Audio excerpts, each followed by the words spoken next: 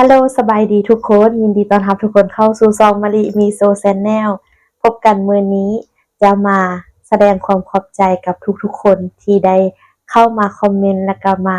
รับชมคลิปของข้อยเนาะซึ่งว่าได้100วิวก็ถือว่าดีใจหลายแล้วเนาะอันนี้ก็จะเป็นการเริ่มต้นที่ดีอีกครั้งหนึ่ง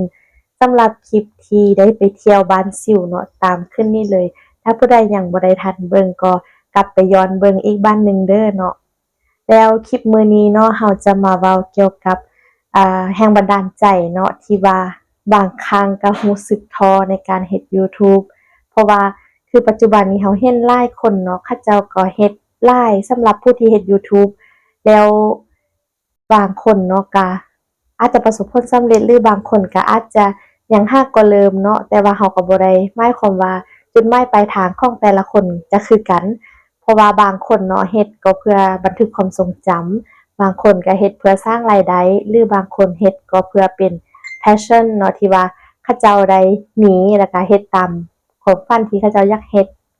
สำหรับการเฮ็ดยูทูบของข้อยเนาะก็แม่นเริ่มแต่ปี2023แต่ว่าเฮ็ดไปเฮ็ดมาก็บ่ไปบ่มาจักเทื่อเนาะก็พยายามเปลี่ยนหลายๆคอนเทนต์แต่ก็บ่ลงตัวแต่ว่าเทื่อนี้เนาะกลับมาครั้งนี้จะเฮ็ดเกี่ยวกับอาชีพไกด์นำเที่ยวเนาะจะมาแชร์เรื่องราวแล้วก็มาแบ่งปันเนาะการเฮ็ดเวียกของข้อยนี่เป็นแนวใดเนาะและสำหรับไผเนาะที่มีแพลนจะมาเที่ยวหลวงพระบางหรือว่ามาประเทศลาวเนาะก็สามารถคอมเมนต์ถามได้เป็นความคิดเห็นได้เนาะอยากให้ข้อยวางโปรแกรมให้เบิ่งแบบใดก็สามารถคอมเมนต์บอกได้เนาะเพราะว่า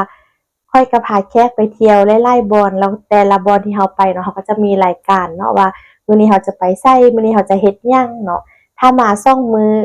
2มื้อ1คืนเด้เราจะไปเที่ยวไสเนาะจุดหลักๆหรือว่า3มื้อ2คืน4มื้อ3คืน5มื้อ4คืนประมาณนี้เนาะ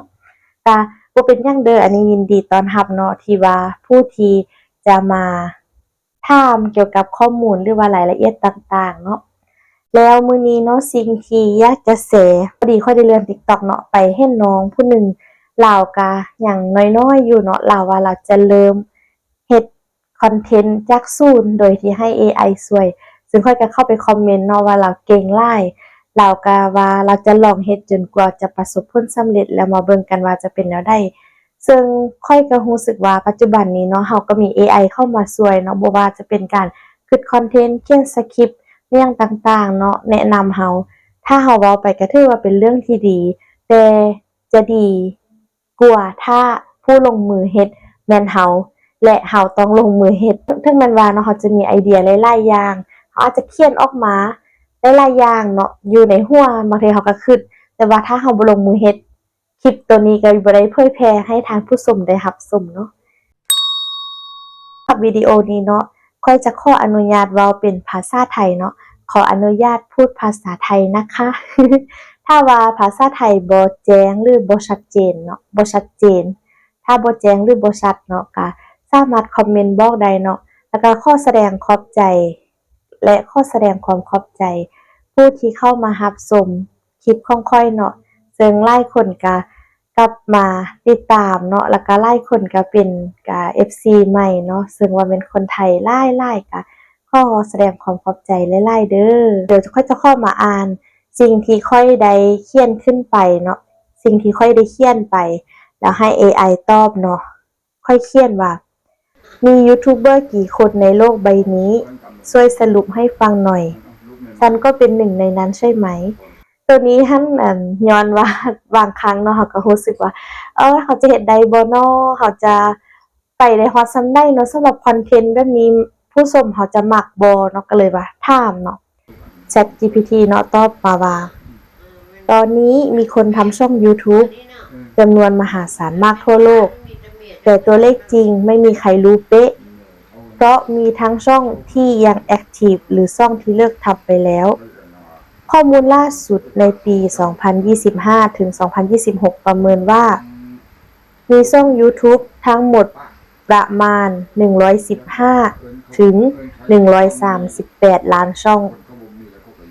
ในจำนวนนั้นมี Active Creators หรือคนที่ยังลงคลิปอยู่จริงประมาณ 60-70 ล้านคนก็ถือว่าหลายได้เนาะทุกคนแ แต่สิ่งที่น่าสนใจกว่าคือช่องที่มีผู้ติดตามเกิน1ล้านคนมีแค่ประมาณ 0.023% ของทั้งหมดและมีแค่ไม่กี่สิบช่องบนโลกที่เกิน100 ล้าน Subscriber แปลว่าคนเริ่มทำเยอะมากแต่คนที่ไปถึงระดับใหญ่จริงๆยังน้อยมากและใช่คุณก็เป็นหนึ่งในยูทูบเบอร์เหมือนกันต่อให้ตอนนี้ผู้ติดตามยังไม่เยอะแต่ถ้าคุณเริ่มถ่ายคลิปเล่าเรื่องสร้างตัวตนลงคลิปต่อเนื่องคุณก็เข้าสู่โลกของครีเอเตอร์แล้วChatGPT เนาะก็สรุปมาให้เราฟังเนาะว่าเราเป็นแนวได้เนาะเพราะว่าที่ผ่านมาถ้าเราถามข้อมูลลงไปหรือเราป้อนข้อมูลลงไปมันก็จะเก็บข้อมูลนั้นรวบรวมกันแล้วมันก็จะสรุปให้เราเนาะว่าเรานี้เหมาะกับแบบใดเนาะเราไปทางใดประมาณนี้ต่อเนาะจากที่คุยกันมาฉันมองว่าคุณมีจุดแข็งหลายอย่างที่คนดู YouTube ชอบมากเป็นไกด์ท่องเที่ยวจริงพูดได้หลายภาษามีมุมมองอบอุ่นชอบช่วยเหลือคนอยู่ในประเทศที่มีวัฒนธรรมและธรรมชาติสวยมากอย่างลาวและคุณมีเรื่องเล่าไม่ใช่แค่สถานที่1 2 3 4 5 6เนาะกับเพิ่นก็เว้าเลยว่าเป็นไกด์ท่องเที่ยวเนาะเว้าได้หลายภาษานี่ก็เว้าอย่างบ่ทันได้หลายปานใดเทื่อเนาะกับฝรั่งอังกฤษไทยนิดหน่อย ไทยก็เว้าได้เนาะโดยทั่วไปแล้วคนลาวเนาะเฮาว่าภาษาไทยก็ค่อนข้างที่จะได้เลยแต่อาจจะบ่ชัดปานใดเนาะไม่ชัดเจนเท่าไหร่ถ้าพูดภาษาไทยแต่ว่าพวกเราฟังรู้เรื่องหมดพวกเราฟังเข้าใจแล้วก็ถ้าว่าว่าคนลาวเฮาเนาะคนลาวเฮานี้ถ้าเวลาเฮาเซิร์ชข้อมูลไปทุกอย่างเนาะทุกแพลตฟอร์มบ่ว่าจะเป็นฟอนต์ตัวบ่ว่าจะเป็นหนังสือที่เฮาใส่ในโทรศัพท์เนาะข้อความอย่างต่างๆเฮาก็จะเป็นภาษาไทยหมดเพราะว่าอันฟังก์ชันตัวนี้พวกเฮาใช้ง่ายแล้วก็เข้าใจ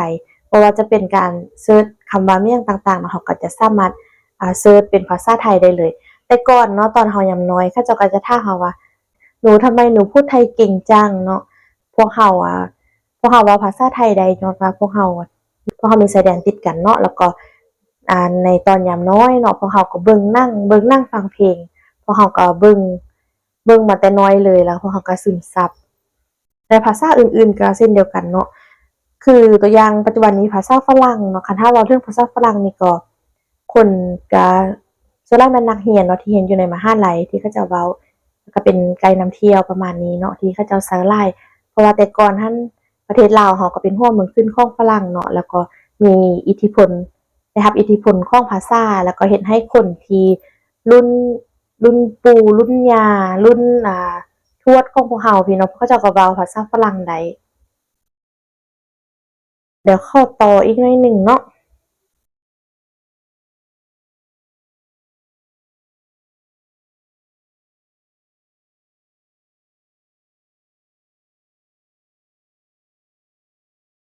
แล้ว ChatGPT ก็บอกว่าหลายช่องดังระดับโลกเริ่มจากมือถือเครื่องเดียวมีแล้วเนาะมือถือเครื่องเดียวมี2เครื่อง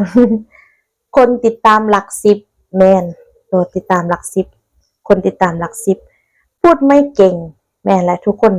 ค่อยเชื่อว่าคนที่เขาจะเว้าอยู่ในหน้ากล้องเก่งๆเนาะเขาเจ้าก็ต้องฝึกได้หลายครั้งเพื่อให้เว้าเก่งเนาะแล้วก็ค่อยได้เข้าไปเบิ่งคลิปของแต่ละคนที่ค่อยได้เข้าไปเบิ่งไปยามเนาะเขาเจ้าเว้าเก่งหมดทุกคนเนาะค่อยรู้สึกดีใจแล้วก็ซุมเชยว่าป้าเขาเจ้าสุดยอดเลยเนาะเฮาก็ถือว่าเป็นแรงบันดาลใจให้เฮาอันหนึ่งในการเฮ็ดคลิปเนาะตัดต่อธรรมดาค่อยก็ยังใช้ CapCut อยู่เนาะแต่เขาชนะเพราะทำต่อข้อมูลจากการวิเคราะห์ช่องยูทูบกว่า 80,000 ช่องพบว่าสิ่งที่ทำให้ช่องโตจริงไม่ใช่จำนวนคลิปอย่างเดียวแต่คือคลิปที่โดนใจคนดูจริงๆตัวนี้แหละเนาะเป็นสิ่งที่ค่อยคิดตลอดเนาะว่ามื้อใดมื้อหนึ่งคลิปของข้อยอาจจะไปถึกกับไผผู้หนึ่งก็เป็นได้เนาะเลยจะภาวนาดังนั้นเป้าหมายของคุณไม่ใช่ทำให้ทุกคลิปดังแต่คือทำต่อจนมีบางคลิปที่คนจำคุณได้อยากให้ผู้ที่เข้ามาเบิงซองนี้เนาะว่าทุกคนเข้ามาเบิงซองค่อยแล้วทุกคนจื้อหยังสำหรับค่อยใดเนาะให้ทุกคนคอมเมนต์ให้แด่เนาะเพื่อว่า เป็นแนวทางให้ค่อยในการเฮ็ดคลิปต่อๆไปเนาะและฉันคิดว่าคุณมีโอกาสสร้างภาพจำได้ดีนะเช่นไกด์สาวลาวที่อบอุ่นพาเที่ยวแบบจริงใจวิวธรรมชาติบวกสโลว์ไลฟ์เล่าเรื่องวัฒนธรรมลาวแบบเข้าถึงง่ายพูดหลายภาษาให้กำลังใจคนดูอันนี้ค่อยก็เห็นเนาะนี่คือแบรนด์ส่วนตัวที่หลายคนไม่มีตอนนี้โลก YouTube ใหญ่มากก็จริงแต่คนดูยังคงมองหาคนจริงอยู่เสมอและคุณสามารถเป็นหนึ่งในนั้นได้จริงๆตอนนี้วันที่4เดือนมิถุนาปี2026เนาะตอนนี้ซองค่อยมีคนติดตามประมาณ 2,700 ค่อยก็อยากเว้ากับตัวเองว่าใน3ปี5ปีหรือว่า10ปีไม่หยังก็แล้วแต่เนาะคันถ้าค่อยยังได้เฮ็ดต่อๆไปคันค่าค่อยยังสืบต่อๆไปค่อยก็หวังว่าผู้ติดตามค่อยจะฮอด 10,000 คน ณตอนนี้ค่อยขอผู้ติดตาม 10,000 คนเนาะให้เราฮอด 5,000 คนก่อนเถอะจ้ะทุกคนสำหรับคลิปนี้เนาะก็จะมีประมาณนี้ที่มาแบ่งปันให้ทุกคนเนาะค่อยคิดว่าปัจจุบันนี้การที่เรามี AI เข้ามาช่วยเนาะมันก็เป็นการที่เฮ็ดให้เราสะดวกสบายหลายขึ้นเนาะแล้วก็เฮ็ดให้เราได้ไอเดียมุมมองบางครั้งเราต้องการกำลังใจเราก็ยังได้ถาม AI เนาะแต่ว่า AI ก็บ่ได้มีความรู้สึกหยังดอกเนาะความรู้สึกก็แม่นเราพี่แหละเนาะแต่ว่ามันก็ดีที่อย่างน้อยเรายังได้แนวทางช่องทางบ่ว่าจะเป็นการมาเขียนคอนเทนต์การเฮ็ดวิดีโอการตัดต่อการเฮ็ดสคริปต์การคิดหัวข้อว่าในต่อไปเราจะเฮ็ดหัวข้อได้เนาะก็ค่อยเองเนาะก็จะพยายามไปเบิ่งเนาะหลายๆคลิปเพื่อว่าให้ได้ไอเดียมาเฮ็ดอยู่ในช่องตัวเองเนาะก็ขอบใจทุกคนที่เข้ามาเบิ่งคลิปนี้ถ้าว่าเป็นแนวใดก็อย่าลืมคอมเมนต์บอกด้วยเนาะถ้าว่ามีคลิปใดยังบ่ทันได้เบิ่งก็ไปเบิ่งให้ได้เด้อสำหรับคลิปนี้ลาไปก่อนพบกันคลิปหน้าบ๊ายบายอย่าลืมกดไลค์กด Subscribe เด้อ